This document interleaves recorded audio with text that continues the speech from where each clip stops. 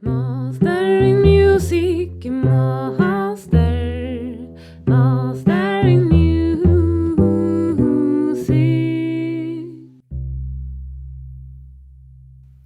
Welcome to Mastering Music. My name is Petronella Torin, and today I'm proud, excited, and eager to present for you today's guest.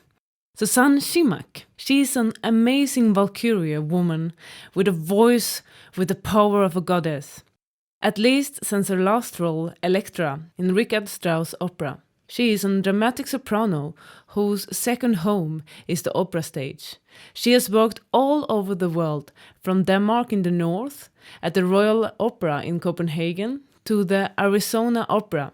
She has sung over 90 operatic roles, as Turandot, Parsifal, Carmen, and her latest grand interpretation of Electra. She has also written a research about Electra as a role in the Conservatorium Maastricht, where she is a main subject lecturer in opera and opera solo singing. She tells us amazing good advice in how to become great opera singers and musicians, and how to cope with the life on stage when you have to act in a love scene, for example. She also tells us how she as a kid used to listen to jazz and how she one day just walked into the theater and asked them how she can become a singer. Before I start the episode, I have to thank my partners. The Student Radio Maastricht, Music for You Maastricht, a music school where they are your personal trainer in music. And Takeaway Concerts by a Swedish cellist. It is concerts that you can order to your home or wherever you like, at any time you like. Just like takeaway food actually, but instead of feeding yourself, you're feeding your ears. Don't forget to sign up to the Mastering Music newsletter at www.masteringmusic.com. Now let's listen to Susanne Schimmack and when she sings Mahler.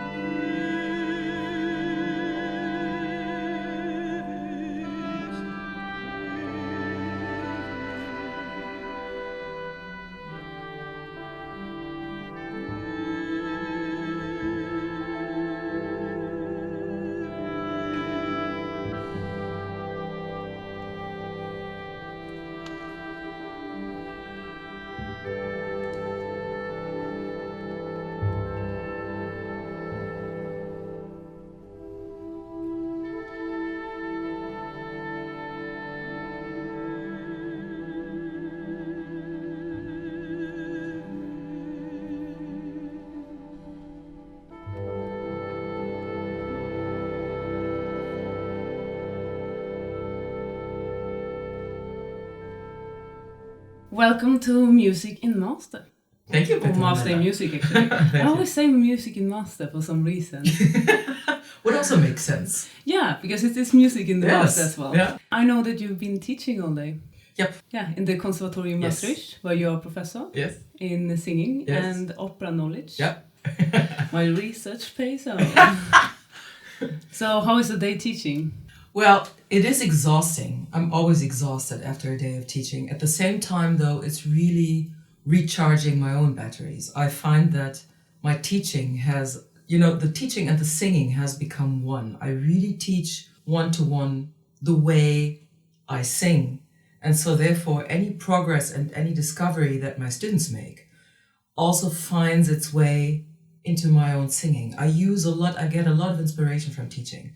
So I'm very passionate about it. I really like it, although it really also drains me.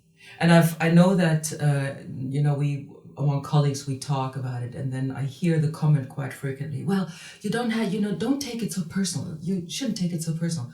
I don't know how to do that. I think you have to take it personal. It's a very intimate, it's a very personal thing. So I think I'm rightfully drained. Yeah, I'll be okay tomorrow. I also heard some mental trainer, they always say, you don't know anything until you can teach it. It's true. So it forces you to really bundle up your knowledge. You have to really reflect on what it is you actually do yourself. Also, excuse my language, but also the bullshit. You also have to filter. What is it? What are the compensation mechanisms that I use? Do I need them? And if I do use them, if I become conscious of them, I should filter them to not pass them on to my students, because that, everybody has their own mechanisms in the end.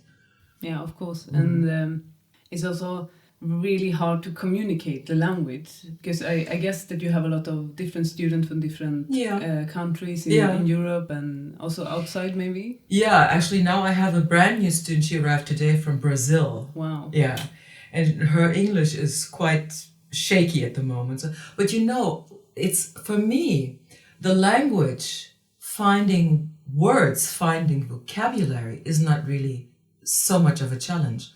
The challenge for me is that we're dealing not with absolute values.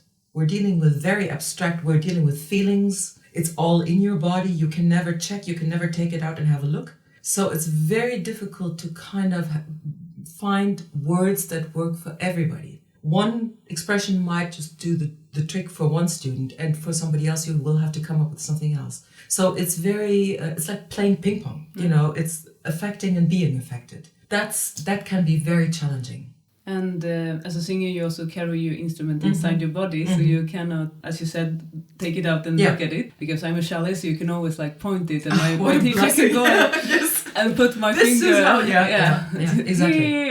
Yeah. We also do that sometimes. Yeah. But you cannot dig into other people's physicality. No.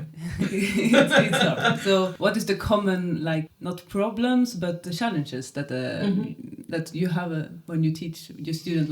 Is it something that most students struggle with? I think it's not something that students struggle with. I think it's something that singers in general struggle with. One of the biggest challenges, I can only talk from my personal experience.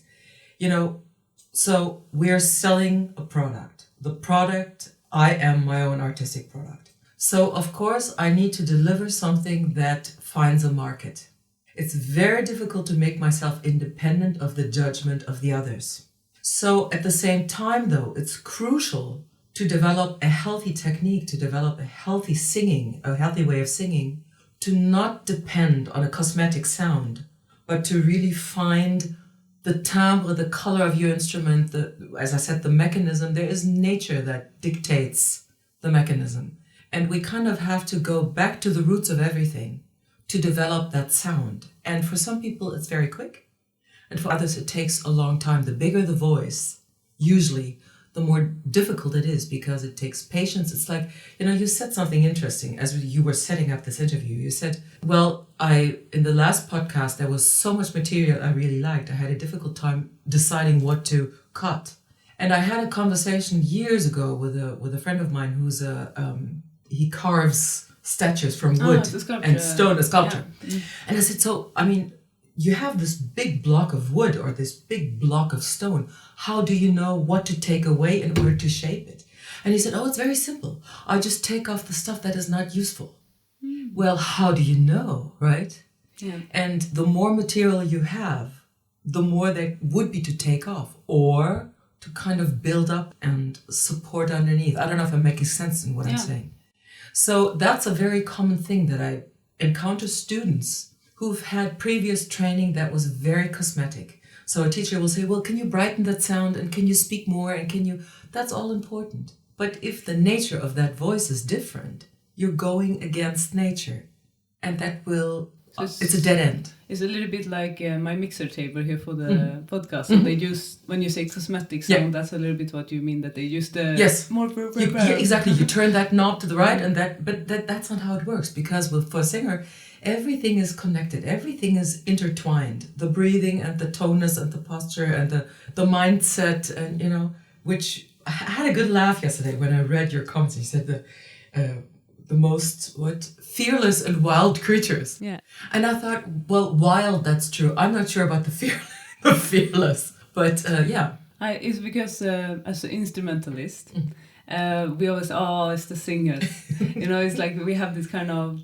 We put you in a box a little bit as a joke with all the love that we have. We also put the violas in a box. So do we.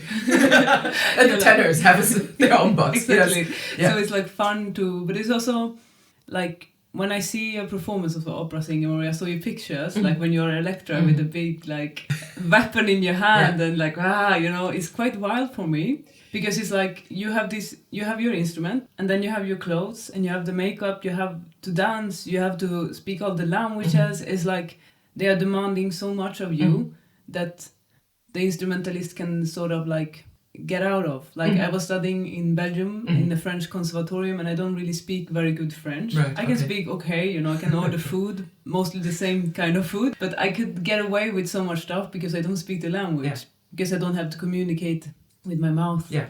Well, in a way, as a singer, I would sign everything you said. At the same time, though, all these things, all these layers, the costume, the wig, the weapon, the suggestive power of the orchestra, of the music, that also helps you to really get into what you're doing. And as you were asking me, I thought it's actually it's a Zen thought. The Zen master will tell you, on the way to enlightenment, go get the water and chop the wood. That's what you do every day. And then one day, out of nowhere, enlightenment will happen. And what do you do the day after? You go and you get the water and you chop the wood. It just keeps going.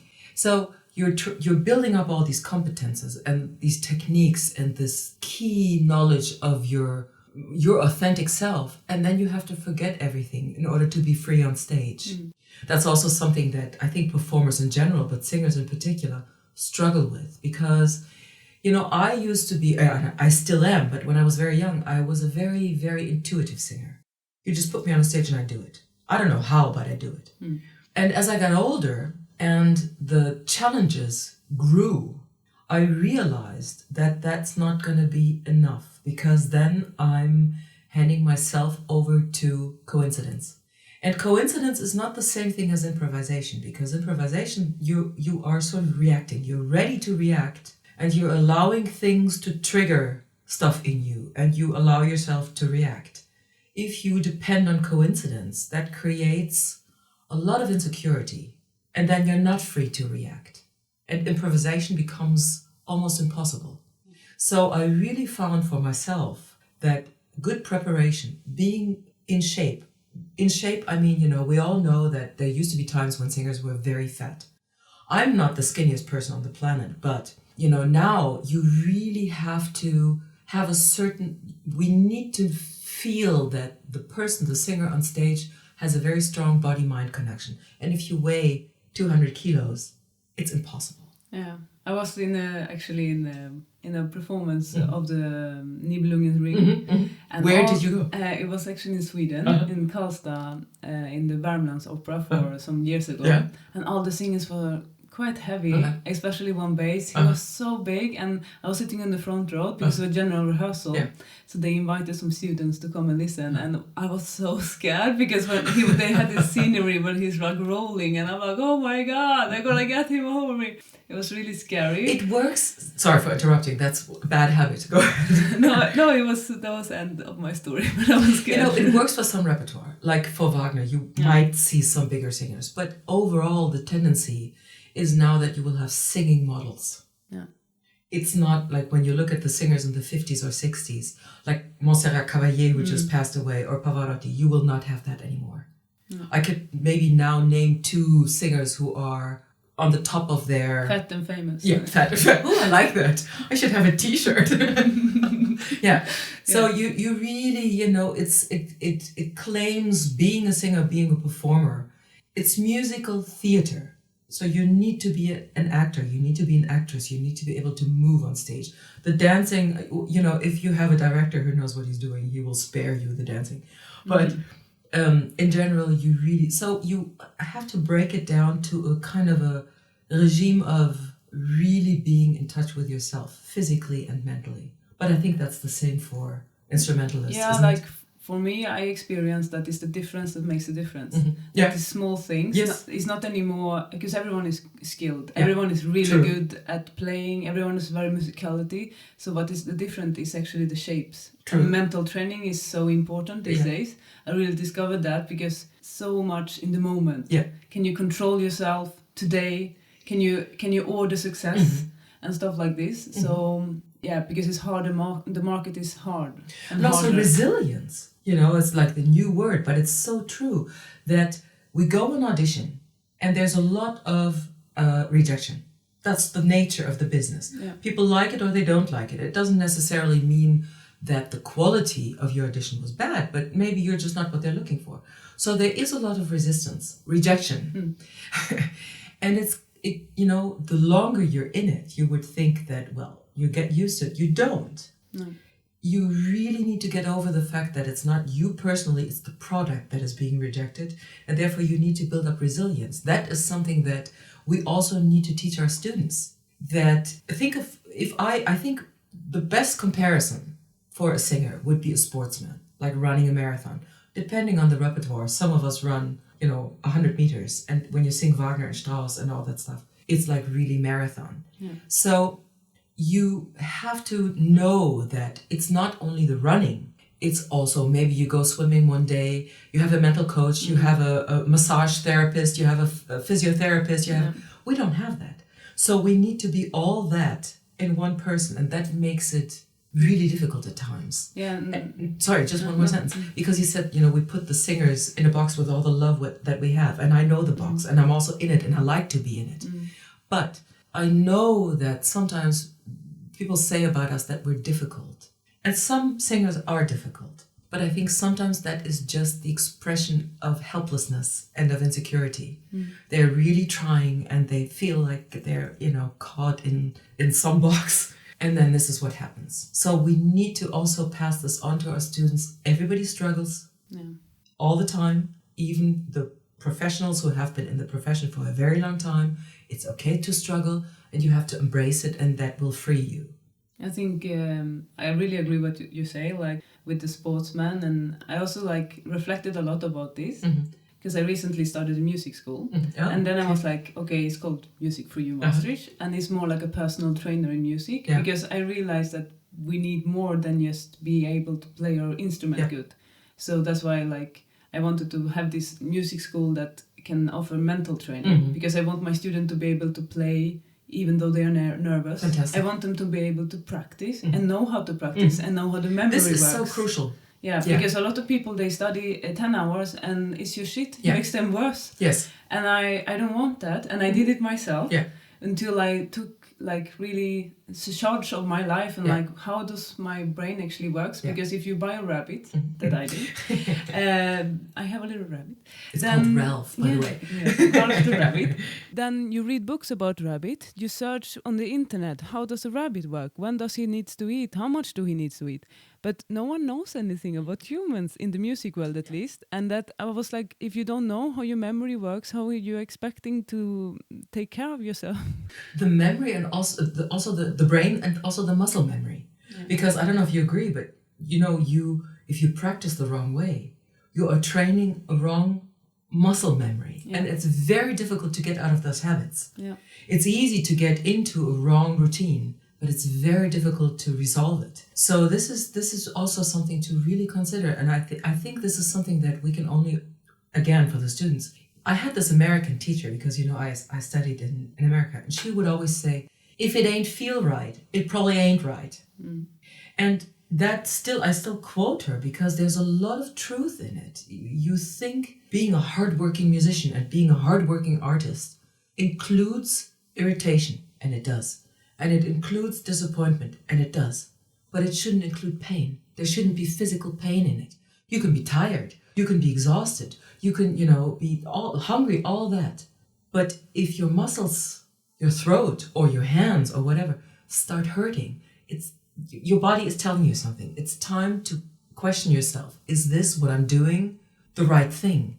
Am I with the right teacher? Am I in the right profession? All these, because it is a life decision. And I don't know, so far I have not yet met anybody who went into it and gave it up and kind of was able to really release it. I know people who have gone into different professions, but they always sort of keep coming back and looking for contact. And, that's the beauty and that's also the tragedy of it. So how did you make your decision? Was it a moment where you're like, I'm going to be a singer? Yeah. Oh, no. What happened is, when I was a child, my father was a great fan of jazz. So there was a lot of, I grew up listening to Shirley Bassey and Ella Fitzgerald and Sarah Vaughan and Dinah Washington and all these great jazz singers. And I was completely blown. I found that so intriguing. And when I was a little girl, we lived in a house with the staircase was of stone. And so there was an echo. And I would walk down, and I would, whoa! And there was this echo. And I thought, this is so amazing. It does something. And so when I was 15, after an attempt to play the flute and an attempt to play the guitar, I said, I'm going to be a singer. And everybody said, sure. Now she's going to be a singer. So I met the singer. Teacher. I tried to find a teacher. And he was this big Hungarian bass. And I said, I want to be a jazz singer. And he looked at me and said, yeah, but look, you don't look like a jazz singer. You don't sound like a jazz singer. I was 15. I think you need to sing opera. And it went within days. I connected, I related to that feeling of sound, and that was it. Yeah. So I really, the original plan to be a veterinarian went down the drain, and everything just kind of, it was not my planning, it was not my doing, it just happened. I also wanted to be a veterinarian. And everyone thought that when we retire, we can always... That's changed. I'm going to be a veterinarian now. Yes. We're going to sing for the rabbit. Sounds like a plan. The singing veterinary. Yay! But cool. So it was an echo in the staircase. Yeah. Don't take away the echo, guys. Parents out there. Singers are like that. You put them in a bathroom with a lot of echo. They're like, yes! Everybody else hates it. But the over acoustics, that just... it frees us. It's really bizarre. It's also very liberating to sing in something who helps you instead of where you get a feedback of sound. Exactly. Yeah, I was in a lot of old churches where they have 10 seconds of after sound. Super. It's like wow. And when we played, it was like we're gonna play very slow. Otherwise, everything is just mixing up, and you're like, oh my god. It's very good to practice with different acoustics. Yeah, it is. Yeah. So to go back a little bit to student, how is a good student for you? Were you a good student when you started? Looking back, I think, I was always very motivated and I was fearless. I never practiced because I didn't feel I had to. I also didn't know how. So I just went and did it. And I prepared and I did all that, but I shouldn't say that, but I skipped all the theory classes and all that. So I don't think I was a good student. Looking back now, I probably, if I was a student now, I was a student actually until a couple of weeks ago, right? But I would probably be in trouble. But for me, a good student, what I'm looking for really is, I'm not an academic teacher. I train performers. That's where my expertise is and that's where my passion is. So I'm really, when we have auditions, I'm looking for somebody who is willing to show themselves in whatever way. It's not always about the beauty of the sound. I'm really much more interested in something genuine and something authentic and something that triggers something in me. And a student of mine said the other day, she said, we have a class of cases. Each and every one of us is a case. And I never thought of it that way, but it's really, everybody, that's what you will find, that a lot of singers already have been to other places. They might also be already a bit older, like 25 or something, because they tried other things or so that they're looking back on a bit of their lives, and so I want to hear that in their sound. And sometimes it might take a long time or a longer time. But I'm willing to dedicate that time. If I can pull that out of them, I think it's really worth it, because that's what we need. We need true performers. We need people who are willing to show themselves, who sound... when you think of Callas, you turn on the radio, you hear one note, you immediately know it's Callas. It's not always beautiful in the sense of that it's clean and it's always haunting. There is something about it that just really draws you in. This is what I'm in for. Also in my own singing, my voice is dark and it's big, and I went through all kinds of repertoire, and I was an alto when I began, and then I was a mezzo, and now I am a dramatic whatever. And of course, I'm trying to sing beautifully. But in my repertoire, it's really about, you see it on the pictures. I'm mostly on the floor, I'm rolling in the dirt, I'm in the blood. That's why I'm in opera. And sometimes, like, I also have a lot of people who's like, they don't like modern music. So they're like, no, I don't like it. And they, why? Because it's so scary. And it's like, yeah, but art is more than beauty. It's also about all feelings, you know? Yes. I try to explain, but sometimes... Well, I mean, art, then they're looking for, like, what is it called? When people imitate. It's not art, it's sort of like entertainment. Yes, there's nothing wrong with that. No, but we're here to... I really feel that as an artist, Picasso said that, as an artist you find inspiration in anything, in a passing cloud, in a bird flying by. Everything is connected. Sometimes there is a famous poem by Walt Whitman about algebra, where he says, the pattern on the turtle's shield is like music, because it's 2 and 2 and 2. It's really fascinating. And if you allow yourself to be part of a larger scheme, of a larger dimension, I think that's when it becomes important. And this is, for me, where opera or symphonies go. Think of the great symphonies of Bruckner or of Mahler. It's larger than life.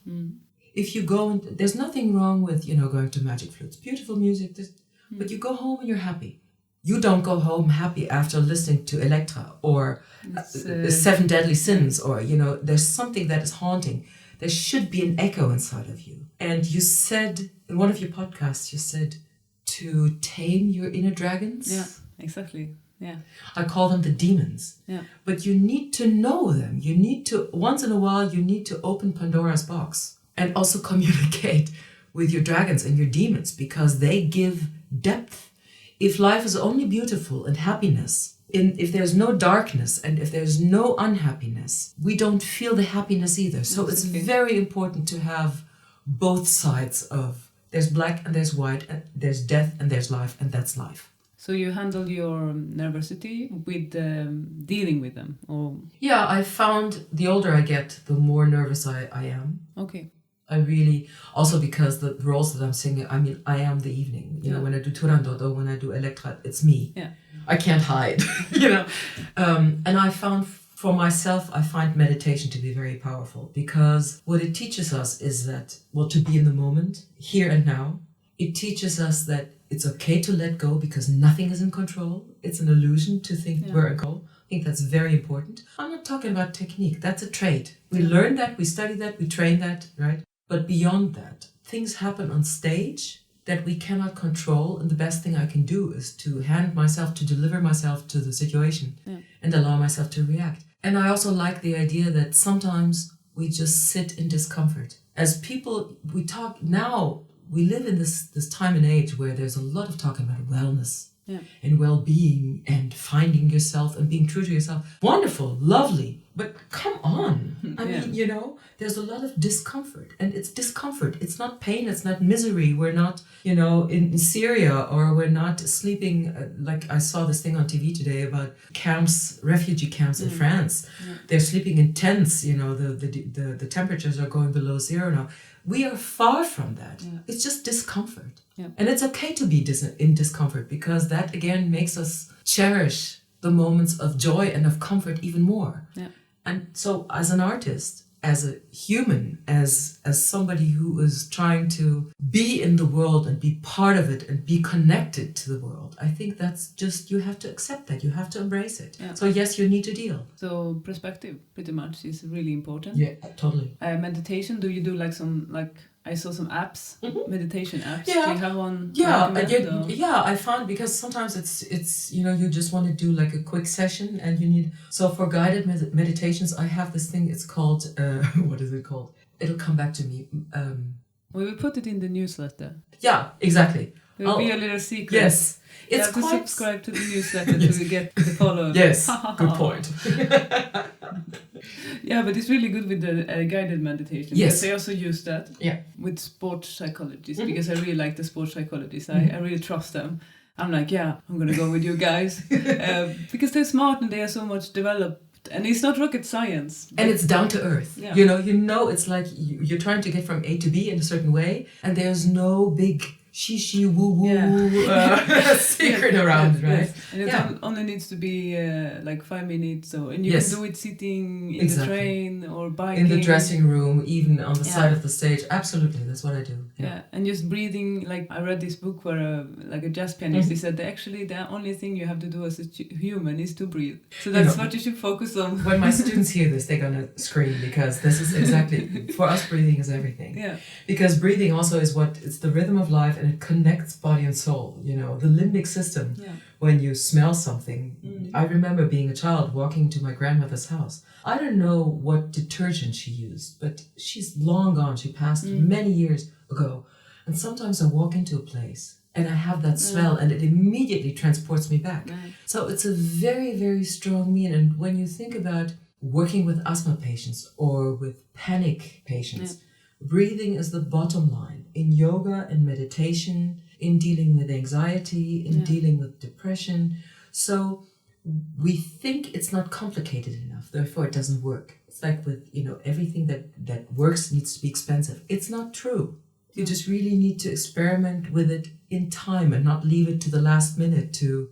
I always feel like breathing is like watering the roots on the tree. It is. Wonderful image. Because sometimes like we try to deal with these kind of problems and it's only the leaves. It's true. So like breathing for me, it's watering the roots. I'm going to steal that image. It's I don't know where I got it from, but I don't know, maybe it was the William Peace book. I read a lot about books about musicians and what they do, and I think it's super interesting. And I think like a little bit experienced musicians wants to be alone. Yeah. And they don't go to concerts because they're afraid of listening to each other. It's true. And it's the only way to actually get the image into your brain, and the sound image that you want, that you decide to know who you are, is actually to know who everyone else is. And I also like feel that I just want to know and open up. That's also why I have this podcast, because we can share each other's tips and learn from each other. And I feel a little bit that people are afraid. Sometimes I also feel that maybe it's stupid to expect musicians to go to concerts, because if we try to sell to ourselves, it will be a little bit counterproductive maybe, because sometimes it's better to try to make people who actually have money to come to our concerts. Yeah, when you find out how that works, let me know. But you, as we said earlier, if you are your own product. And you have to position yourself in the market. In order to do that, you need to know what the market is. I have to admit, people who meet me, they will say, you're very outgoing and you're extrovert, and maybe. But I also have this very, very strong need to withdraw. So it's true what you say. I have a hard time like getting up in the evening to go to concerts. I'd much rather stay at home and listen to jazz. But it's very important. And sometimes, once in a while, it also happens that I'm elevated by somebody else's performance, and it kind of gives me back my own spark. I get so like passionate about, I'm so happy that this is what I can do and this is what I'm allowed to do. And so you really don't shut yourself off, because as artists, we can't afford to live in a vacuum, as you say. I also feel that it makes me less nervous when I saw someone else perform before me. Because then I was like, I sit there and just want them to perform good. Yeah. So then I'm like, why are they nervous? I'm so kind, I think. And then when I myself have to go up on the stage and do the same, I'm like, yeah, but it's okay. I was there recently in the audience. So it's okay, we will manage it together. But isn't it funny that I find in general we are much more kind to somebody else than we are to ourselves? Yeah, absolutely. Right? It's also because we have this ego that everyone cares so much about us. Yes, I'm so special. And being special is wonderful, but it's also, I have this friend who's a psychiatrist. Oh. Yeah. Actually, I have two friends who are psychiatrists. And she said to me once, it's difficult to be a king, because as a king, you don't have a weekend. Yeah. And it's true, being special, wanting to be special is so energy consuming. Yeah. What's the point of it? Do your little thing, you go and you row your boat. Yeah. And that's what you do. And so finding a sense of peace of mind and inner calm is so important. When I was 20, I didn't care and I didn't know. But now that I'm not 20 anymore, it's 21. Yes. I really find it's never too early to start rooting that, to plant that seed of something that can be inside of me, growing along with my instrument. Yeah, that's really good advice, I think. It's also part of the perspective advice, I think. We were a little bit into it already, but I was thinking like if you could give some advice for young students who are doing auditions. Like as a singer, if you have some tricks or... Well, there really are no tricks. I think that there are some very old wisdoms that still work. One of them is sex sells. Do not... The opera card. Yeah, so it has to be tasteful in a strange way. By strange way, I mean that, for example, usually when you audition and it's on the main stage, the stage will be higher than the audience. Yeah. So if your skirt is very short, they will be looking up your skirt. Yeah. It's not comfortable for you. I do not want to see young singers on stage pulling down their skirt all the time. It's horrible. It's also not flattering. So choose a skirt that is just a tiny bit longer or a nice fitted pantsuit that will do the trick. Cleavage always works. Lipstick always works. Hair is a big thing. So, so sex sells. That's one thing. The same is true for the guys, by the way. You want to be handsome as much as we want, the audiences, maybe even more the people who are casting, want the singers to be a screen to project on. It's like being in the movies. So all the guys are supposed to be handsome and buff, and all the women are supposed to be at least curvy or very beautiful or stunning in some other way. So that's one thing to consider. The next thing is, do not expect the people you're auditioning for to know the repertoire. Also, do not necessarily expect them to have expertise in the instrument you're playing or you're singing. They might just be sitting there because. It's tragic and it's sad, but that's the way it is. So don't choose the repertoire that you think they want to hear. Don't present what you think they want to see. Try to come with something that presents you. Yeah, good. Yes. There's no need to cover a wide variety of stuff. If you're good at something, stick to what you're good at. I'm not a Mozart singer. There are gazillions of people who can do it better. Why would I take a Mozart aria? So I come with my repertoire. Of course, being an older singer, it's easy to say because I've had time to find out. As a young singer, you still need the time. But we all of you out there who sing every day, who perform in little concerts or in big concerts or in performances, any experience counts. It's your experiences. You feel something before your teacher hears it. Do not take that lightly. It's really about experiencing your own instrument and becoming an expert for your own instrument. And by instrument, I mean the body and the soul and the mind. I want to see people on stage. I do not want to see singing automats. I do not want to see machines. It doesn't interest me. I couldn't care less.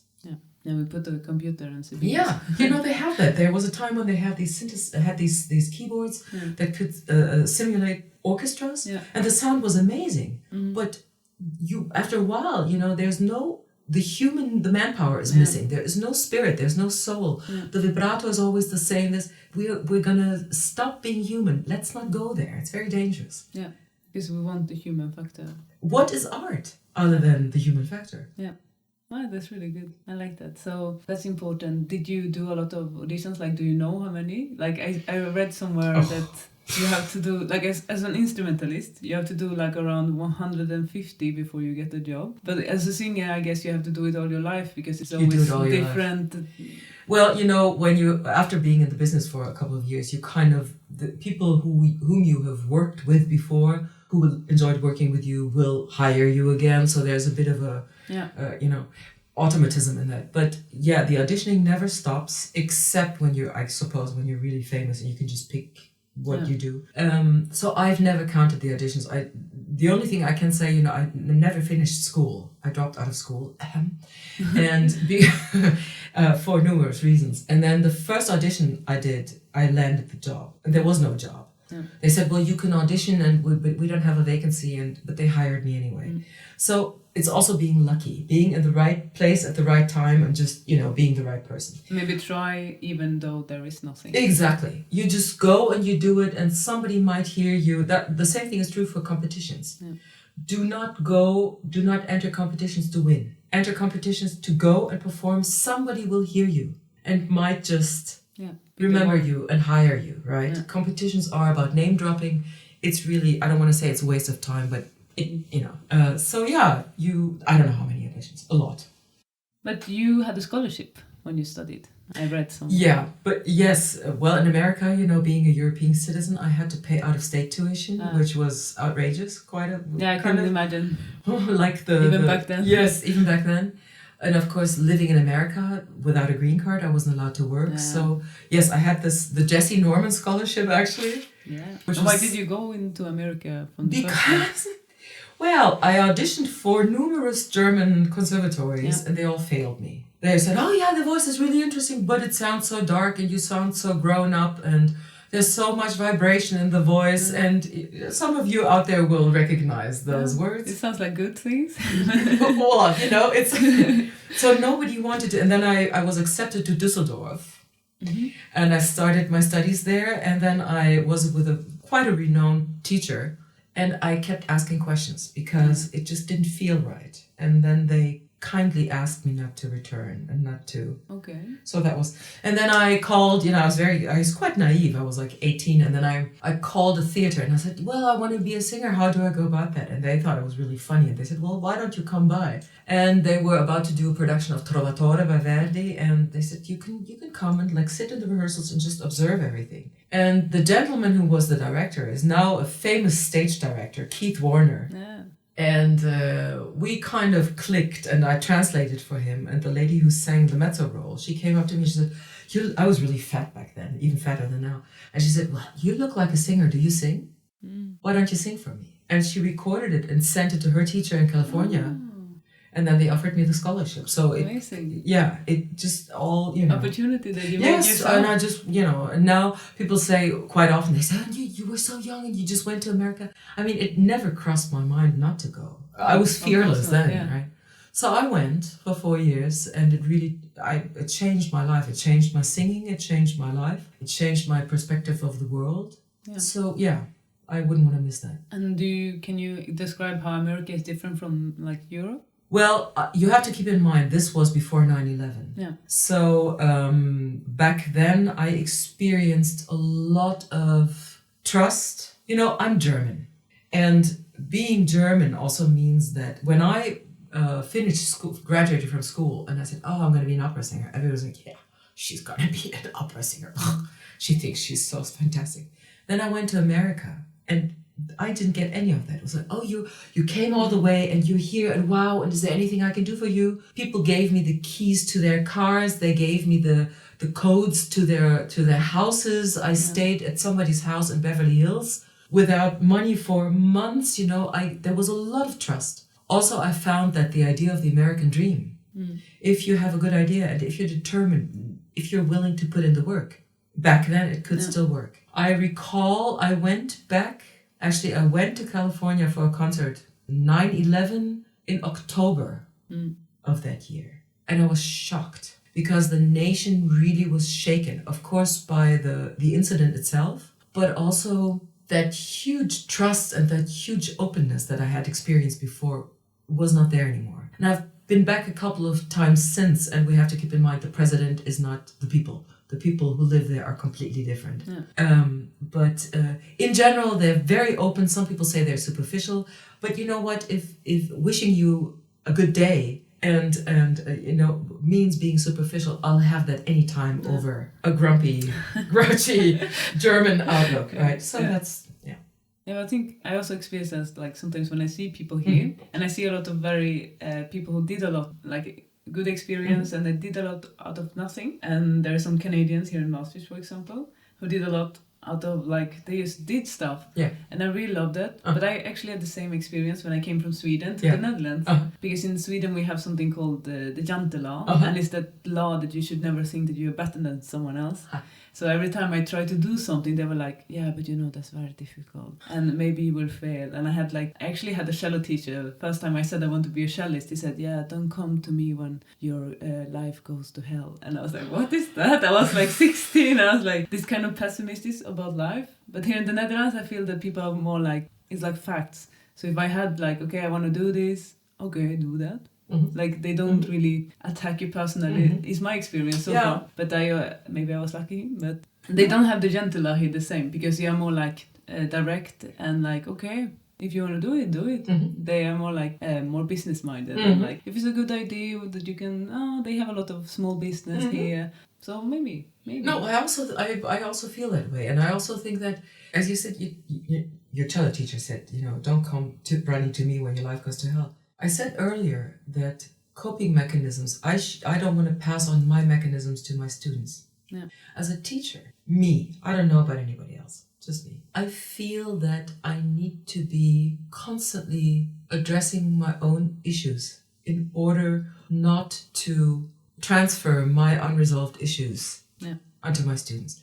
Being disappointed in life and being disappointed in the fact that nobody ever came to the Swedish woods and discovered you as a cellist, right? Doesn't mean that the same thing needs to happen to your student. It also doesn't mean that you should wish for that to happen. That is a difficult thing, to get your ego out of the way in general and to really just work and wish for the best in everybody and everything. Yeah.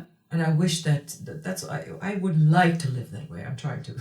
Trying to. But I feel that singers are quite good at, because you said no one discovers you in the woods, and I really think that's a really important thing. Because I look a lot at what singing does, and I try to learn from them, because I think they are very good at being existing, because no one will find you in the practice room. So you have to offer people yourself, I'm here, I can do it, because if they don't know you, they exist, it's very hard to ask you. But I mean, you're the example of really making people know that you're there. Before I met you, before I met you in person, I mean, I had read your name, the Swedish cellist. I knew about you. So when you mailed me, I knew immediately who you were. Yes. So this is something, talent is one thing. But people always say I look like a singer. You do. And you also have there's something about you that is very generous and very open and that is, I could easily imagine that you're a singer. Career switch.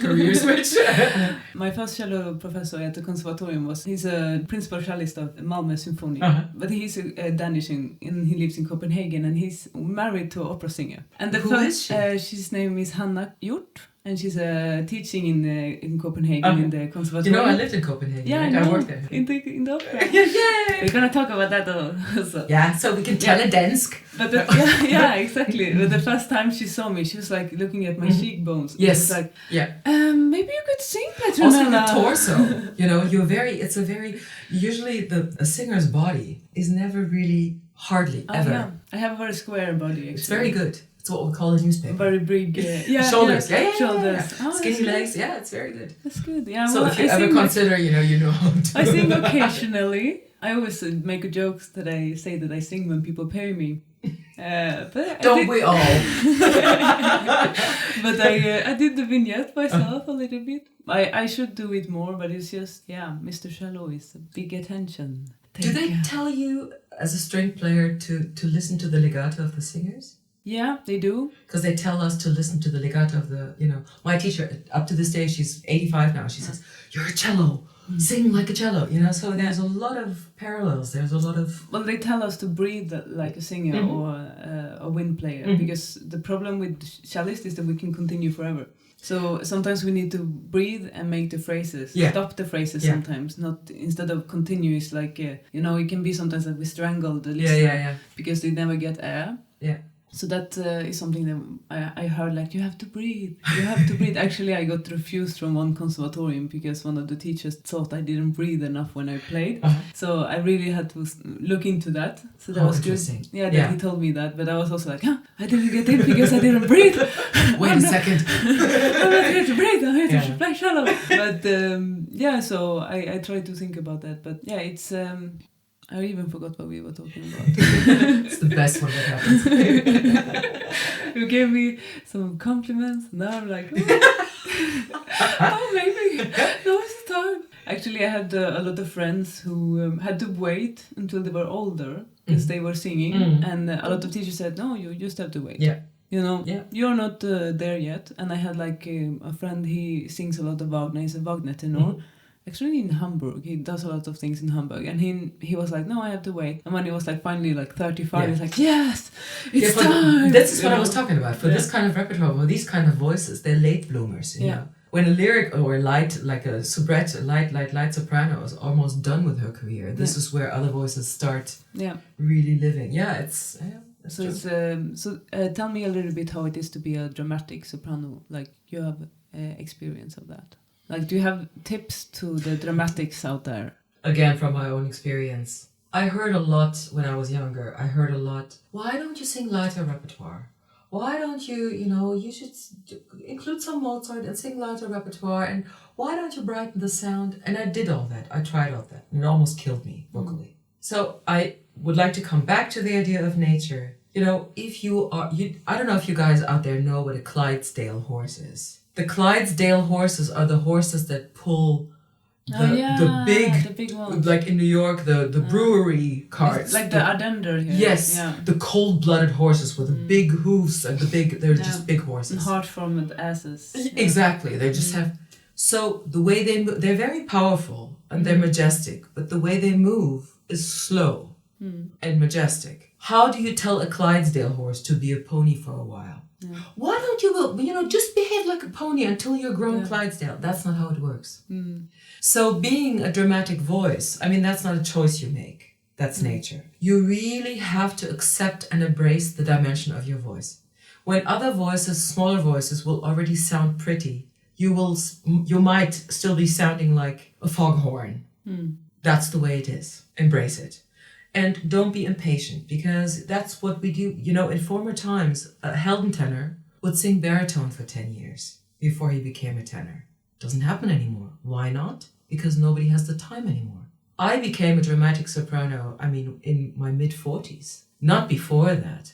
So, and it's like a tree. You're an oak tree. You're not a sunflower for one season. And it's difficult when you're young, because you might find that you have nowhere to go and you have no place to be. But be aware you're not alone, and be proud to be part of the tradition of Clydesdale horses. It's a dying species. Be proud to be part of a dying species, because we might just revive it. And it would be fantastic. My grandfather, he bred these big horses a lot. So I'm like, I think about that. He was like the master with the horse. So that's really cool. We have some advice for that. I actually can relate to it a lot, because I'm a Wagner cellist. Yay! Petronella, we need to, come up with a project. Yes, because I play very loud. And I always had my teachers was like, who is playing the third? And I was like, yeah, it's me. Even when I was the first year student in the Conservatorium, I could play over all of the other people. And it was always my problem. And I always, when I play Haydn and Mozart, they're like, Petronella, why do you sound like an elephant? And I'm like, oh. Actually, to deal with that problem, I started to dance belly dancing and salsa, because I didn't have that in my personality. Because I always... But this is crucial. You say you trained basically personality traits. You as a person found it first before you could transfer it or allow it to find access into your instrument to everybody out there. When we're talking about colors, when we're talking about flexibility, it might be something in your thinking, it might be something in your breathing, it might be something in your body to address before you address the result. That's super. That's very interesting. I couldn't play hide and seek, and if you can't play hide and seek, you are dead as a cellist. So I started belly dancing because I was this Thai boxer girl who always trained Thai boxing 3 times a week, and I'm gonna fight you. I was the worst in the club. I was fighting these big guys, and my trainer was so pissed off me because I'm quite tall and I'm heavy, so I was just all over him, and I never backed down. And he was like, oh, this is a Swedish girl, she's crazy, because he was in Denmark. So they called me the Viking. I love that. But it's not very good for Haydn. So I had to start salsa and learn how to be feminine. And it's really good to go in salsa because it's really this macho culture where the woman is the woman, really the woman. So I really had to teach myself that, and it was really good. And after half a year with this dance training, I could play Haydn like a smack, you know. And then I found that Mozart is like champagne, so I was like, okay, Mozart is champagne. It's champagne, I can play it, it's okay. So it was in my personality, but I really think this music therapy is also everything I see with my students, they struggle with some stuff, and it's always in the personality. So it's I want to send them to a psychologist sometime, and I'm like... Yeah, but look, this is, I think, one of the reasons why music also is so important, even if you don't aspire to be a musician. Because you have to, it keeps, besides all the technical aspects that it the brain hemispheres have to collaborate and all that, it challenges also your social skills, your emotional skills, your attitude, your behavior. This is really, really important. And I wonder if, we're talking about flexibility, we're also talking about strength, we're talking about resilience, we're talking about being able to listen to others, leading at times. That's all also something that we need in everyday life, that we need as a child, we need as a grown-up, in order to be a sociable human being, right? Yeah. So it's not like music is this very sort of esoterical and elite thing to do. I think it should be a part of basic education. Yeah, music for everyone. Music for everyone. Hallelujah. Yeah, it's my slogan for the school is music for you Maastricht. Come as you are, become what you want. That's super. It's a good slogan. Yeah, it's super slogan. My slogan I stole from Miss Piggy. Oh. Yeah, it's if life is a stage, I want better lighting. Yeah. No. Why not? Yeah, sometimes it's very bad light, especially in the conservatoriums. Well, I wanted to talk to you about Electra. Ah. Of course, I've been I get all excited. Yeah. So tell me about this project. It's a research you've been doing. Well, actually, yes. about it's from Strauss. Yeah, it's Strauss.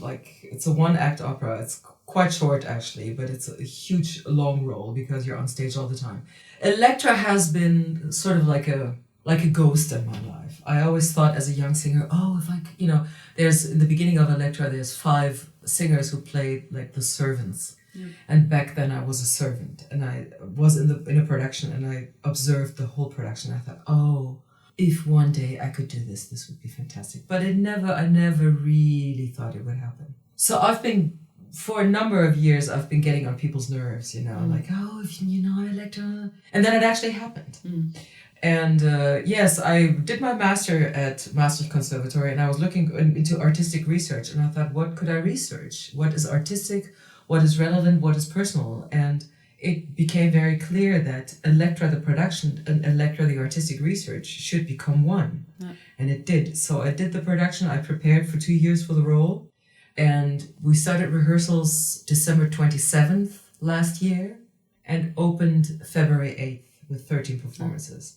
So the whole process of performing and rehearsing Electra went parallel to my artistic research. And writing, oh my God. Yeah, it's, I really, so far my favorite role was Parsifal, Kundry and Parsifal. I really love doing that. But I have to say, Electra, it's really scary and it's huge and you're exhausted afterwards. But you feel, I could start crying right now. Mm. You feel so alive because you cannot do it half-heartedly. You have to put your every cell into it. Mm. And it's fantastic. I think this is, if my life would end with this role, it would have been worth it. Yeah. Really. And why did you decide to do a master's? Because I didn't have one. Well, as a professor here, I'm also asked to assess the research so it was of my to students. Be able to help the students. Yeah, and I thought it would make sense to go through the process myself in order, to know what is required. And I went through the process with my dear research coach, Rick Bastians. Yeah, yes, who was a huge help. And also, he kicked my behind numerous times. Thank you for that. It was the whole process, the whole journey was very rich. And it gave a lot to me. And I think I will be a better teacher and I will be a better assessor. I really feel that. Besides, I learned a lot about myself. So maybe it's a good tip for people out there who are actually already in the career to do a master. Why not? If you are... do a research, maybe. I think that's it. The research... we all do artistic research all the time. When you say, you buy a rabbit and you start reading about it, that's artistic. That's research. The difference when you do a master is that you have to document your research. Yeah. Right. Which can be kind of tricky. But it's also mentally, intellectually really challenging. Your creativity, since Maastricht Conservatory really changed, they really innovated. Is that the word? well, they rejuvenated the process of research. It's no longer artistic research where you come up with a thesis and then you have to prove it. It's artistic research. So you might end up with nothing. But the whole point is to ask yourself a question and to try to find answers for yourself. Yeah. So this invites growth. I really feel that. If you're in a performing career already, there's no need to do a master research. But artistic research, I think, is very valuable. I think I'm really impressed with the way they do it in Maastricht, because I've been around in some conservatoriums around, and really like a lot of conservatoriums have no clue what they are doing, and a lot of them are just starting. So actually, like Maastricht Conservatorium could have like some. They should have a workshop for the other conservatoriums sometimes. Yes, Maastricht is I think the first one, or one of the first ones, the first school who actually goes down that alley. So there's not a lot of, the road has not been carved yet. No. It's up to us to carve it. And I would like to encourage all the students. Yes, it will be a lot of work, but you all have something that you're passionate about. Find a topic that you're really passionate about. You will love it. Otherwise, you'll spend a lot of time with something you hate. And then it will be worth your time. It will be worth your effort. Don't be afraid of the research. Start in time, start early, find yourself a good research coach and go for it. I did my research also recently. I did about a theater project I did in Toneel Group here in Maastricht. Oh, how super. We were there 1 month doing a project with Via Sud. Like they give us a bunch of opportunities to be in the Toneel Hall. Like it's a beautiful professional theater. For 1 month, 7 different art forms. Do what you want. And the budget was to the heavens, So it was really like, okay. So then I just wrote about that because it was different like art forms. It was very challenging because the dancers and the shallows, like me, and the musicians, we were like, yeah, okay, let's do things. And then the actors and the people who works with superficial art, they are like, let's feel the space and let's talk to each other and see, let's read a book maybe. And like they have a total different approach. And like as a musician, it's like one concert, next concert, Time is a completely different factor. But also it makes sense if you think about it, because as musicians, we're used to live in the timing of somebody else. You have to stick to the timing of a composer. As an actor, you can just come up with your own timing, which is they do a lot of freedom, but also some sort of it can be not insecurity, it can be instability, right? It can create but how exciting. It was cool. I would wish for more like that, this collaboration between the different instruments and the different art forms, and I would love to have more of that. It's super cool. It's difficult, not without pain, I would say. It's really, but because of that, it really makes me realize how much we need it. And I actually realized how much we need to learn how to work together with other people in the conservatorium, because we need actually courses in how to work with other people. Because we don't know that, like so many quartets fighting with each other, teachers fighting with each other. Everyone is fighting actually occasionally, and that's such a pity. Like we need a teamwork course. Well, it comes back to the ego thing, right? Yeah. I mean, it's we're not teaching the Bible. No. There is no ultimate truth. We're all, passengers on this big ride that is life, and it would be so fantastic to actually have more space to experiment. I have a master student who is as part of the EOA, the European Opera Academy. She's in Cardiff at the moment. Cool. And she wrote me recently that one of the things that is most striking to her in Cardiff is that teachers there encourage the students to fail.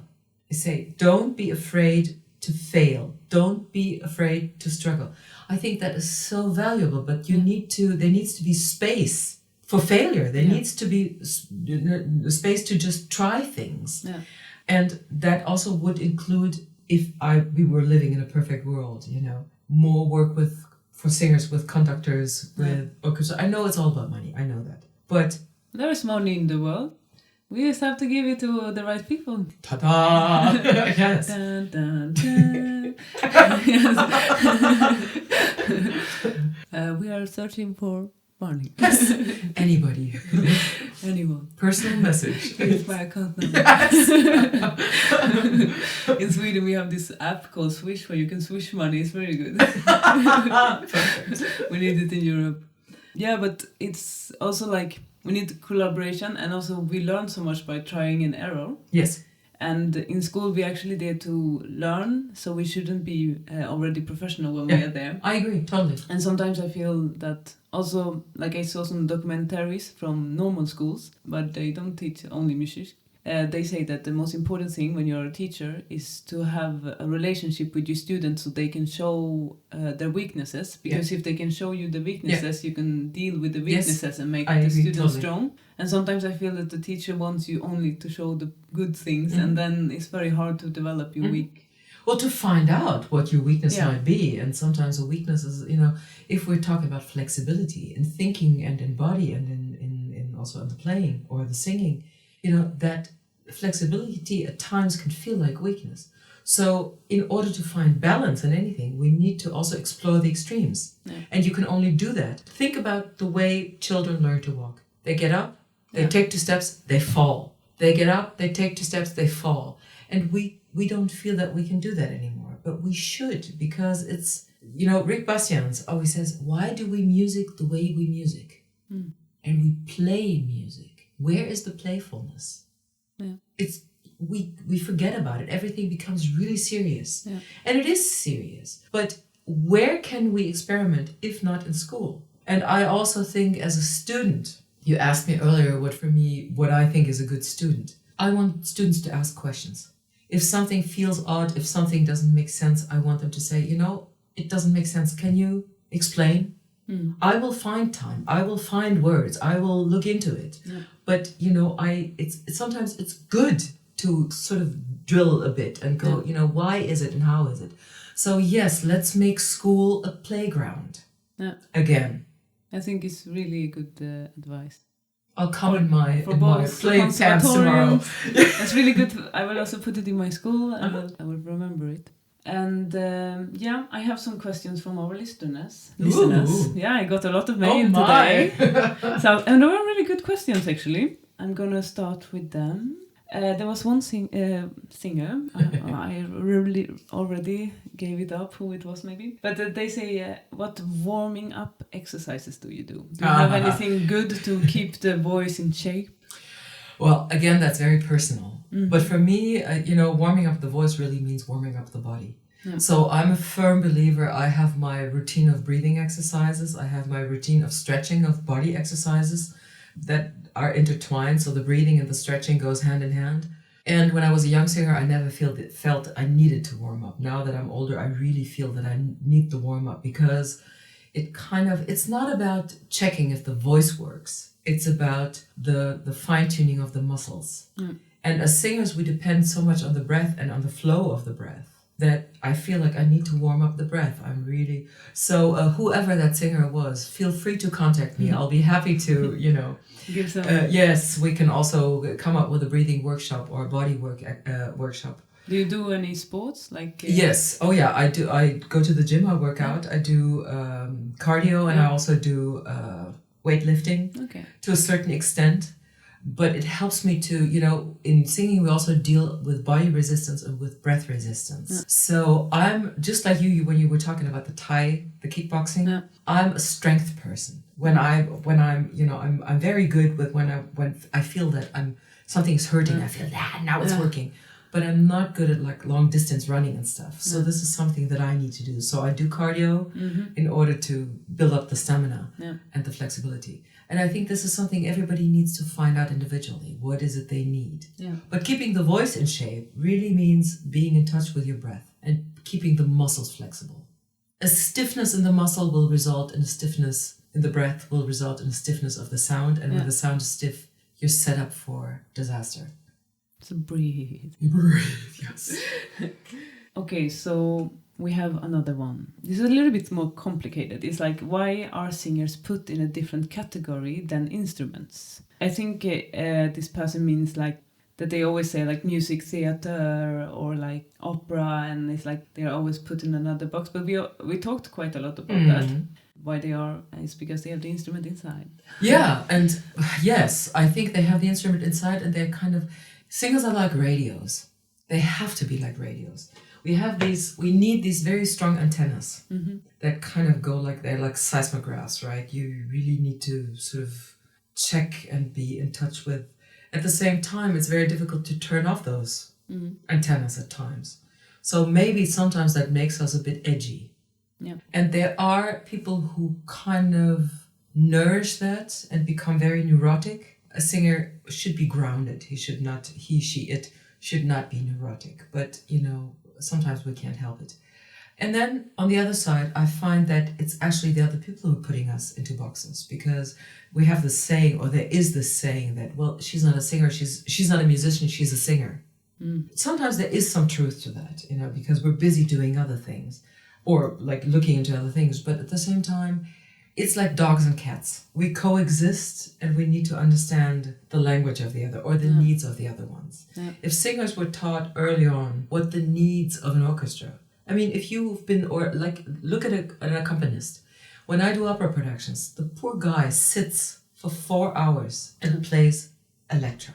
That's a tremendous job to do, physically as well as mentally. Do we ever consider that? Do we ever go and say, you know what, your playing made a difference for me today? So it's about building up conscience and therefore building up consideration for the other people involved. If a singer has a free sound, the orchestra will have a freer sound.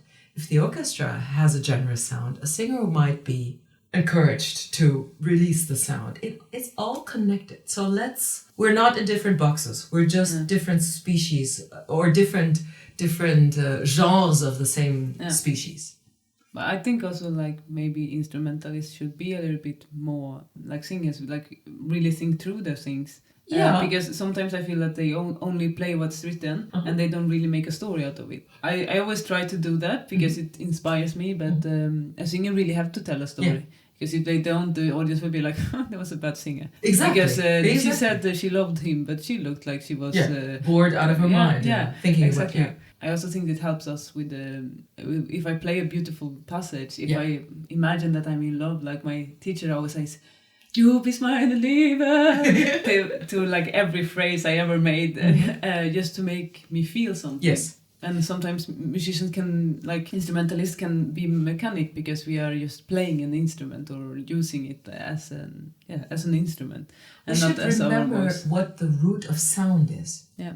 I think the root of sound is a need or direction, an intention. When you look at babies, why do they start screaming? Because they have a need, because they are, and this is the root of sound. So no sound is in the world just for the sake of sound. It always carries a meaning. Yeah. But as professional musicians, we sometimes forget. We get caught up in, we also rely a lot on just the tradition. It has been done like this, and the composer composed it like this, and I think tonight I'm going to call Brahms in heaven, and he's going to explain to me. Sometimes it's about, finding an interpretation means finding it in you somehow. How? Nobody cares. But if you want to exist on the market, you have to kind of think of Madonna. She kind of invented herself. Prince invented herself again and again. Yeah. Maybe that's what we need to do as well. Yeah.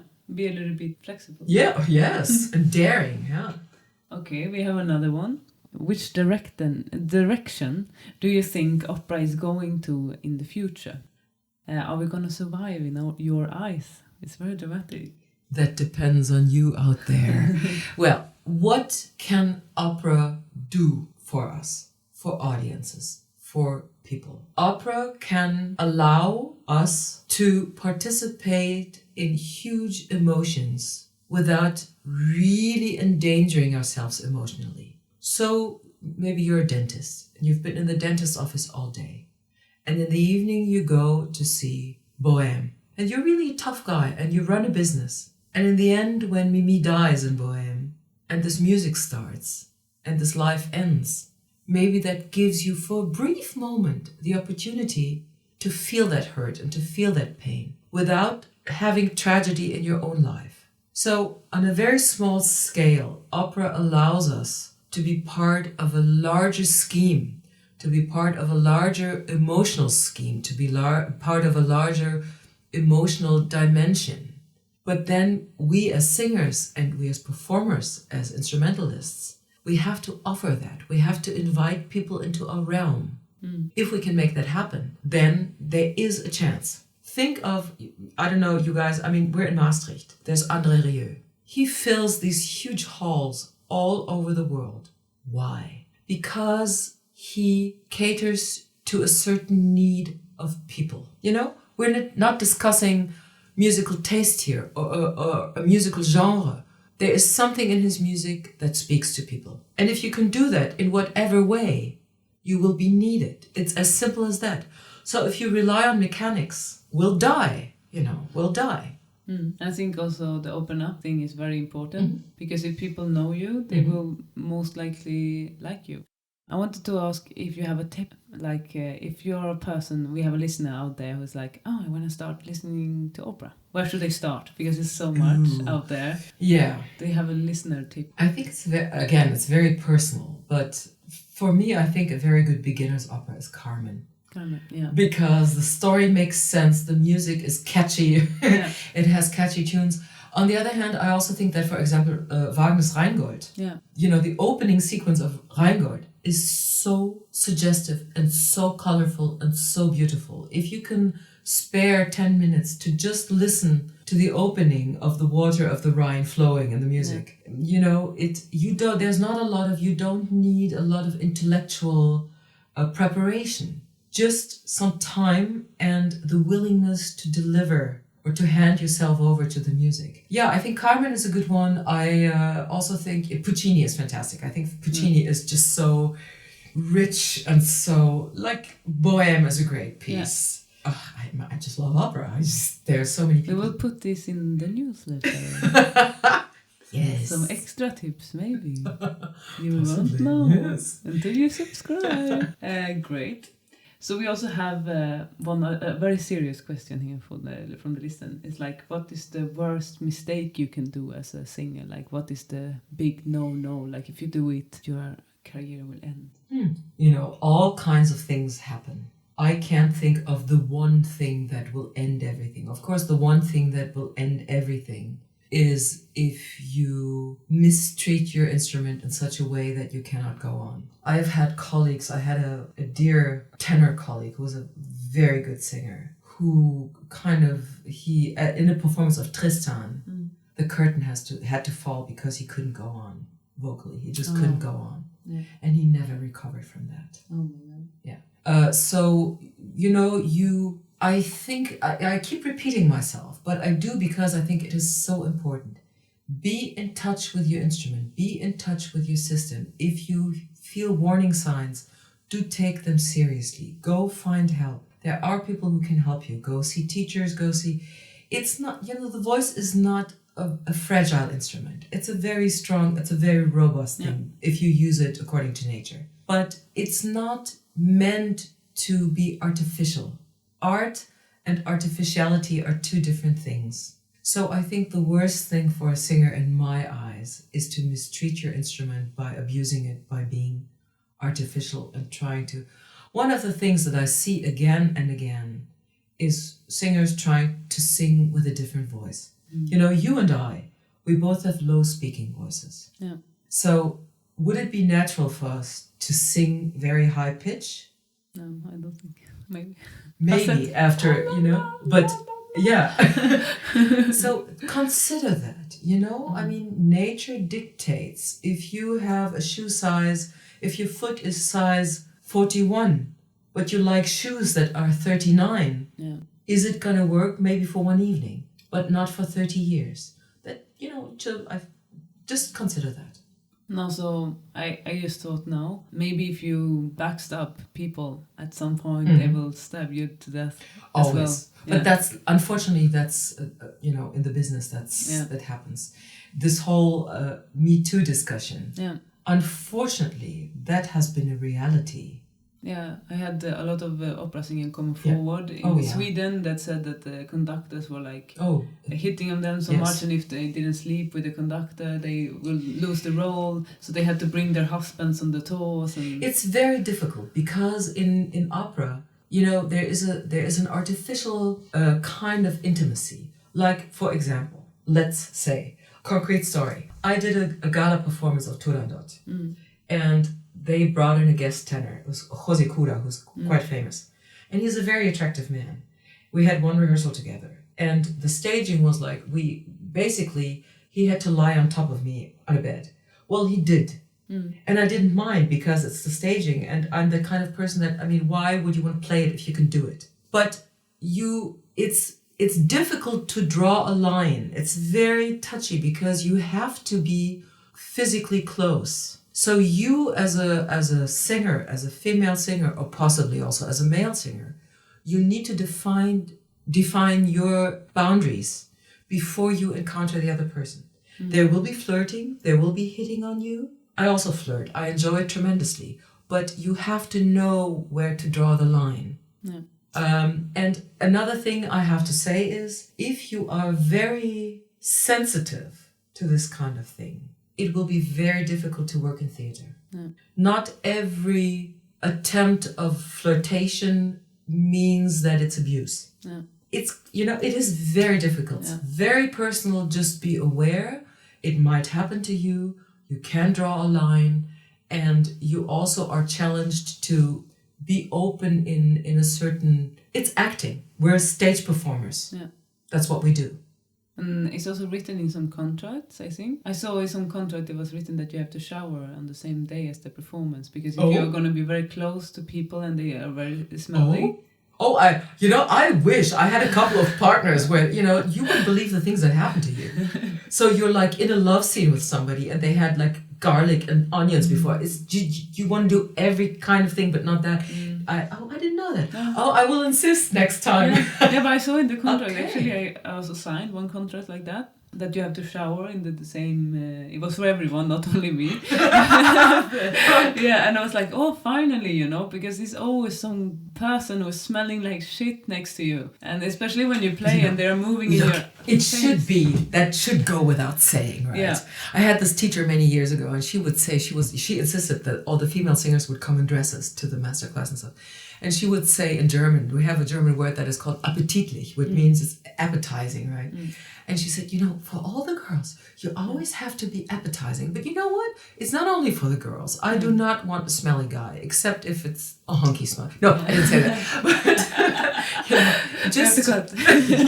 just be considerate, okay? Just be considerate. The same also goes for like really strong smells, deodorant and aftershaves, and just, we all need to breathe and live. Yeah, choose a deodorant, use a deodorant. Wash, shower. Yes. Brush even your if teeth. You don't think it's necessary. Yes. Because if you don't know who the person is, the smell is probably you. Yeah. What an idea. And you have to consider sometimes the stage experience can be really, really interesting. It might be part of your paycheck to have an interesting stage experience. So make yourself appetizing. Yeah, no one likes to smell it. No. Well, great. I'm so grateful for this podcast. You gave us so much good advice, so much good tips in music. When can we see you next time? Oh, that's a very good question. Well, Night of Classical Music is coming up again in January, and it has become sort of a tradition to do something. We haven't really decided with Constant. Yeah, with Constant and possibly with one of my colleagues or my students, but we're on, and it's my birthday, so it's January 26th. Come and bring presents. Yes. So for sure, and I'm working on some biggish repertoire, but that's still... It's a secret still. Well, yes. Maybe. The baby is growing. Yes. But after Electra, you also deserve some relaxation. And I need it too, I can tell you, yes. But would you do Electra again? I would love to. Immediately. I would love to. So, yeah. Everybody out there. Electra is here. Yes. For you. I have my axe with me at all times. And you published research? Can people read your research? I haven't published it, but I can easily publish it. Yeah. Maybe I should. You should. It's going to be in the newsletter. Yeah. A little link. Yes. PDF.